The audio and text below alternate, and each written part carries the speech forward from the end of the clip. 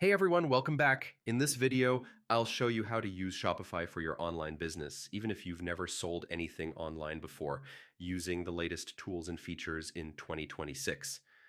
Shopify is one of the most beginner-friendly platforms for starting an online business. It handles everything from products, payments, and shipping to website design, so you can focus on growing your business. So yeah, let's dive in. First, go to the Shopify website and sign up for an account. Start your free trial by entering your email and creating a password. Once you log in, you'll land on the Shopify dashboard, which is basically the control center for your entire online business.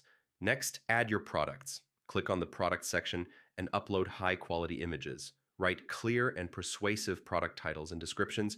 Focus on the benefits your product provides and why someone should buy it, not just the features.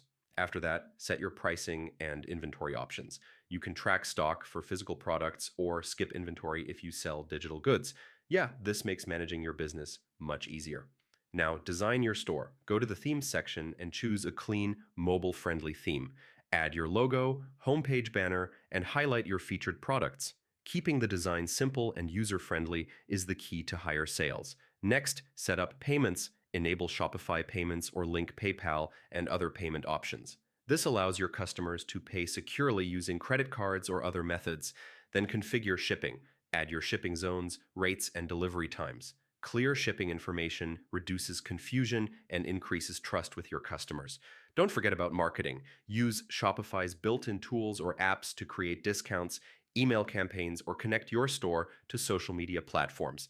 Yeah, promoting your store is just as important as building it.